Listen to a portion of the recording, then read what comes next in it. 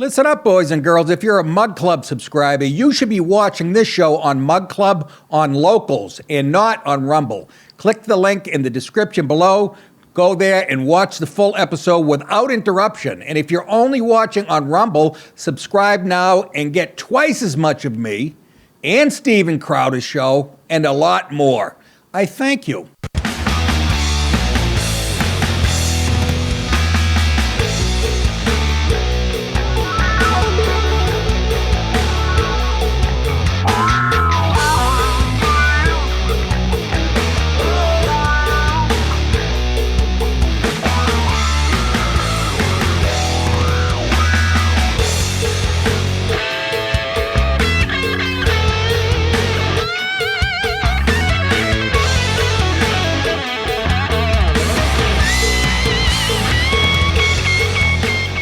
Now go home and get your fucking shine box. Don't start with me. Don't.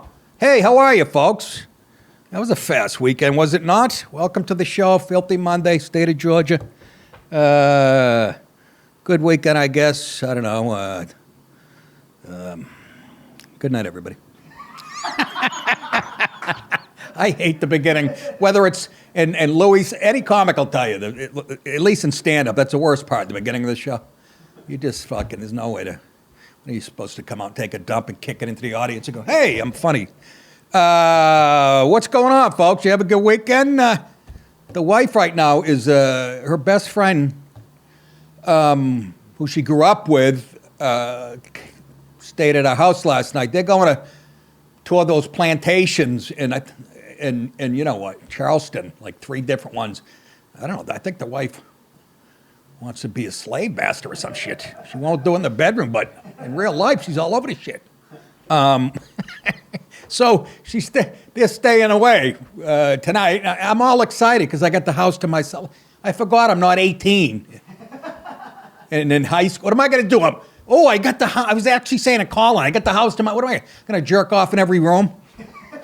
Instead of the fucking behind the boiler in the basement like I usually do. What the fuck? I'm actually in a good mood. And I love my wife. She's a great woman. I just fucking like my quiet time. You know? And if the dog starts barking, the mailman, I get to kick it. Nobody, even Dallas is like, why are you going to go there, man? That's not, well, I'll tell you why. Man, fuck you and your bone spurs. Red Sox Mets this weekend. Sox took 2 out of 3. They hit 5 bombs in one game, I think. And, yeah, so it's so funny. They're coming into everybody. I got to say this about them. It's the most interesting team because they're coming into, if they had goddamn Trevor Story all year and Duvall, I'm telling you about a different story. Because now they get these, again, you guys don't give a shit about this, but that kid Tristan Casas that paints his nails, he's about 6'4", 240, big space cadet. I fucking love him. He's starting to not miss the ball now. He had 3-4 homers over the last week. Hit 2 bombs the other night against the Mets. And this kid, Jaron Duran, who might be the fastest guy in the league, our center fielder, he used to swing and miss now he's making contact it's getting fucking good. It's getting fun, man. Anyways, what else? So Dallas, yeah. Dallas's Braves and my Sox have got a couple coming up. That'll be fun. They both fucking hit the ball out of the park. Or it's going to be a pitching duo. You're right. Actually, I always get I think you're right. We always get excited that it's a fucking one-hitter. It's like watching soccer. Here's how I know I'm doing good with my diet. I'm still fucking, right? I'm still at like, the 19 pounds is still off. I made my wife pizza for herself, and I took 1 bite of a fucking slice. It was the size of a Dorito. You know how hard that is? I made it by fucking hand. I cooked it in a goddamn oven. Watching her eat it, I'm jerking her. It's like, can I say that? I don't know. UFC this week, real quick. My favorite fighter of all time, Justin Gaethje. He's Mexican-American, Arizona. He was a world-class wrestler in college and shit, and he can box like a... Anyway, he's fighting this stud, Dustin Poirier, I think he's Louisiana boy. Handsome guy, does all the right things, takes money, opens these charities, helps kids out. Just a badass. He kicked the shit out of Conor McGregor like it was, They're fighting each other, which is, to me, a dream matchup. And that's about it. Tom Brady picking up some Russian supermodel. I'd pay $1,000 to sniff his fingers. Anybody else? But I think this one, Irina Shayk, whatever, she's a Russian supermodel. That sounds like you'd make it up. Well, who do you want to fuck on a Russian supermodel? You know, and it wasn't that broad with anybody who makes over $1 trillion a year? No, Leonardo DiCaprio. It doesn't matter. I'm just saying, what a life these fuckers live. Don't get me wrong. I'm not banging the chubby coat check girl at the fucking at Costco. They have a coat thing at Costco. Oh, and we also went, Dallas, to that local bar with the bowling alleys. What's it called? Moon, whatever, yeah. Moon. Come on. Mood rights. Yeah, mood rights, exactly. It's like duck pin or whatever the fuck. I get up there, of course, I throw the ball too hard. One of the pins fucking almost shot to the... Let's get on with the goddamn show. Sorry to bother you folks. But, you know, it's a recap of the weekend. People like to hear that, apparently. Not the perfect phone call. That's the headline. What in God's name is it? Hunter Biden, he would dial in his father, then Vice President Joe Biden at the time, on speakerphone to meetings with his overseas business partners, according to testimony expected before Congress this week from Devon Archer, seen here with the best hair since, I don't know, Kevin McGillicuddy, the first son's former best friend. Archer, 48, who is facing jail for his role in a $60 million bond fraud, is scheduled to testify to the House Oversight Committee about meetings he witnessed that were attended by who? Joe Biden, either in person or via speakerphone, when Hunter would call his father and introduce him to foreign business partners or prospective investors. Give me the money, you understand me? Give me the fucking money. Can you imagine? You hear me? I gotta come here and bust my balls. I know we do the double standard, but if that was fucking Trump, this is all the shit they accuse Trump, right? Crooked, the organization is crooked, Don Jr.'s in on it. Remember they questioned the whole thing? It is unfucking real. And again, I'm sticking with my theory. Biden, I really don't think the Dems want him as the nominee. I still believe he's not gonna be. And I think and this is how you can tell, when you start seeing a lot of negative shit about Joe Biden and the media starts letting it out, even like CNN's banging on him, you know, because they work in cahoots. I think would just be the perfect example. You know, they won't put him in jail or anything, but they'll make him step down. Either that or he'll just fall coming out of the White House.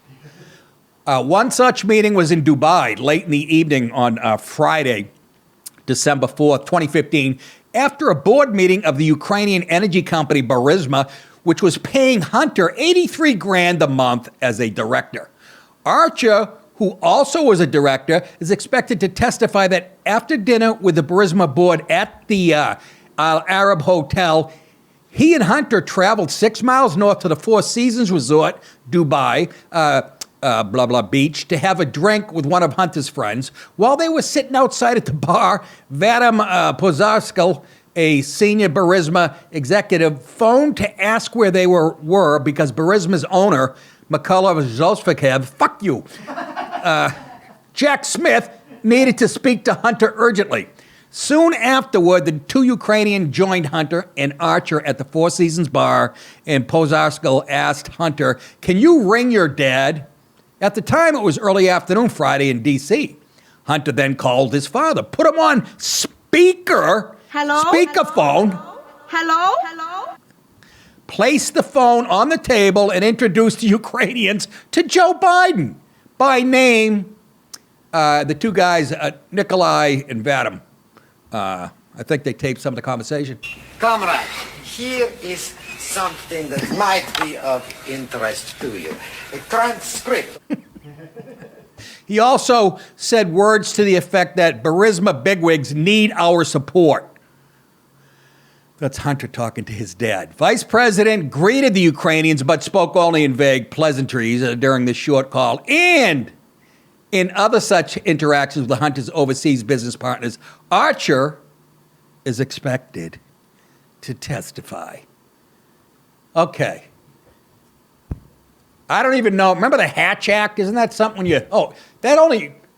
When you try to go behind the administration... Well, he's part of the administration. But you know what the Hatch Act, right? When you try to deal with a company overseas on your own or whatever.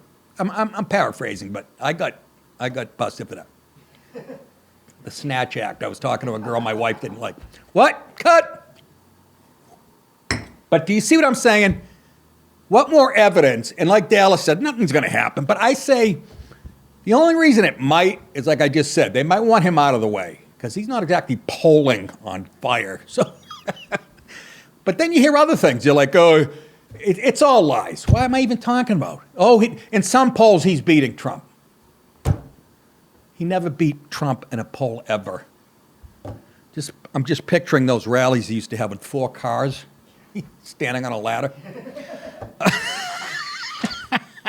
Hey, in the second half of the show, boys and girls, I'm going to be talking about Joe Biden again, stoking his administration's fucking dog's ass. Biden administration stoking the racial fire once again with a new monument they're going to put up in a few states, just to remind you how racist you are. And you won't believe what great white sharks are addicted to. And it's not minnows, okay? It's exclusively on Mug Club. So join now to get it at nickdip.com. That's different than what I've been telling you. I guess this is a different, better way of doing it. At nickdip.com, okay? Okay, kids. Hey, boys and girls, head over to nickdip.com to get exclusive hats, T-shirts, hoodies, and more. It's yet another way for you to support the show and look sexy at the same time. You can also get signed copies of my previous specials and all of the Nicka shirts. Just go to nickdip.com and click on store. Again, that's nickdip.com. Click on store. Thank you guys so much. See you soon. Great to be with you. The Pride of Savannah. Brian Harmon. Look, I'm not a big golf dude. I like miniature. I can't. Did I tell you, Dallas, no, you weren't. I don't think you were working here when I told this story of miniature golf. I was drunk in high school on like a Friday night. And you know my late great friend Zook? It's his parents' miniature golf course. Not his grandparents. Or uncle, sorry. Anyways, they had the restaurant and a miniature golf. It was crammed every weekend. I got a few drinks in me. I'm with my buddies. I missed some big putt that would have won the whole Open.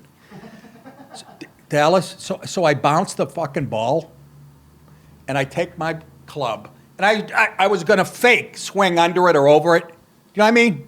Just to make them laugh. Of course, don't I hit it? Dude, you could hear it whistling. There's kids, there's adults. It is packed, and it's head high. You can hear it whistling through the... All of a sudden, I see a van in the parking lot, the windshield. Busted a corner of the fucking windshield. I put the club down like Bill Murray in Caddyshack, and I discovered... Fucking went in the restaurant and hid the rest of the... My friends never let me fucking... I thought I was going to get arrested for murder. You could hear the thing whistling head high. Little kids are running around shit. Anyways, it's a great game. Well, Brian Harmon, why I'm talking about golf, this guy's from Savannah, and he won the British Open.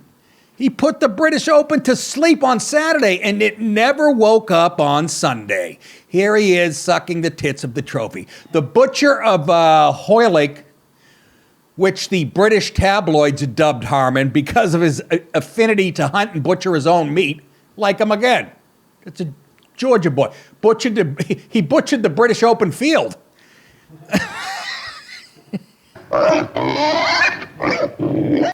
The 36-year-old Harmon cruised to victory at the 151st Open at Royal Liverpool, capturing his first career major championship and first win of any kind since 2017. Harmon finished on 13 under, 6 shots clear. That's a smoke show. Of runners-up, John Ram and Sepp Straka, who I had money on, Tom Kim, and Jason Day, 7 under, and 8 better than tournament favorite and world number 2, Rory McIlroy, and Emiliano Grillo, 6 under. Westchester's Cameron Young. The reason they're saying Westchester is because this was a New York Post article. Westchester's right above New York where I lived. Cameron Young, who finished runner-up at last year's Open after shooting 65 in the final round. Wow, I didn't realize it. Was in second place, entering the day 5 shots behind Harman and in the final pairing, but he never got it going. He shot 71 and finished 5 under for the week. So the last man standing tall in hoisting the fabled claret jug, Ed McMahon. No. In the rain was the diminutive 5'7" Harman, who entered the week having won only 2 PGA Tour events and 339 starts. Hey, most people don't even get on the tour. To win, that's not bad. Posting, how about this? He's posted 50 top 10 wins. You're a good golfer. I mean, good for him. Hey, everybody. So he won it. Get late. Apparently, the late-night great comedian, my late great buddy Norm Macdonald, who was an avid golf fan, was a huge fan of Harman. He actually tweeted this guy a few years ago during a tournament, during a Twitter debate with Robert Drummond about Tiger Woods ahead of the final round of the 2018 Valspar Championship.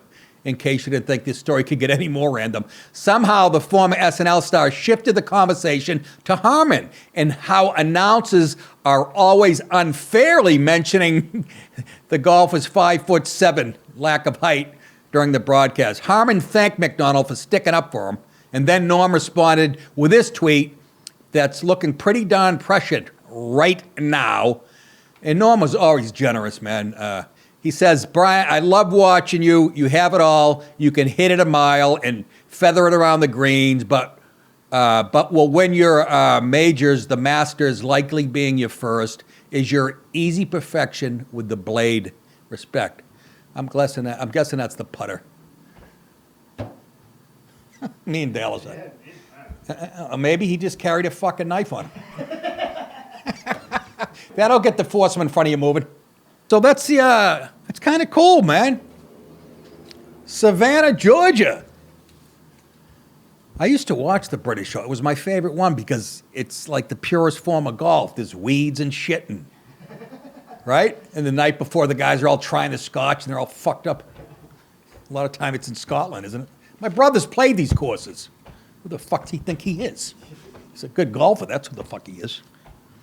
Anyways, let's move on, shall we? Uncle Ted talks smack. Who are you talking about, Nick? You know who I'd be talking about. This guy was a guest on my show a couple of years ago. I want to have him back, but I'm too nervous. My boy Ted Nugent, as good a guitarist as there ever was. I always talk about this is him at a concert. And I think he said this when I was at Cape Cod Coliseum, too. But this is the Gonzo Live album, which I played till it fucking melted. This is Ted talking to the crowd. That even wants to be a little bit mellow now, is there?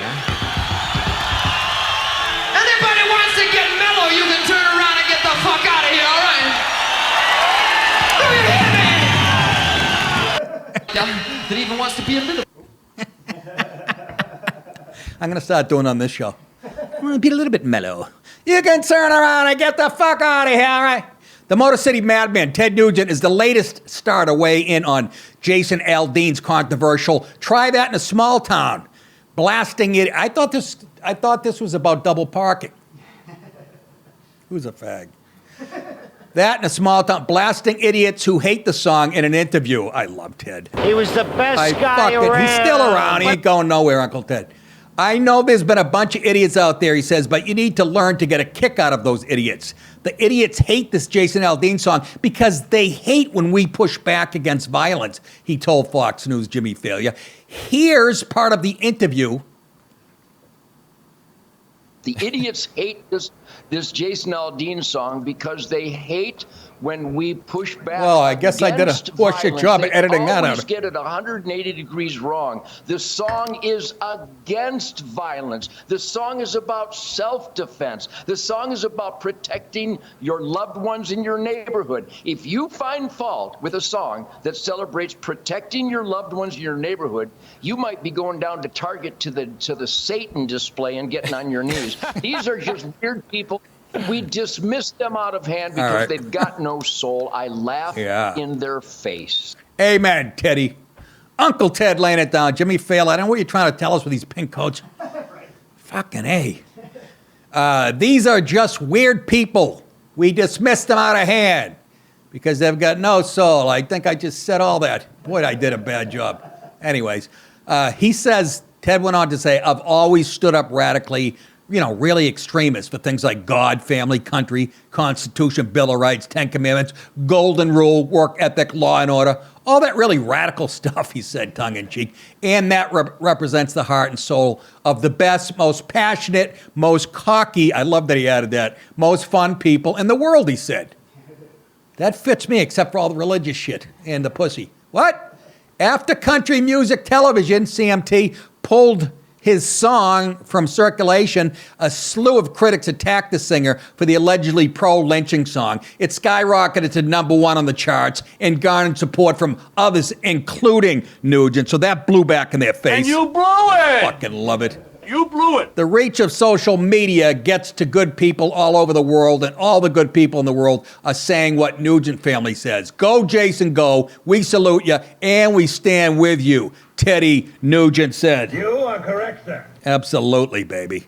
For those of you guys on Mug Club right now, stick around for the second half of the show. Everyone else go to nickdip.com and join to get my full show, Crowder's full show, and a whole lot more.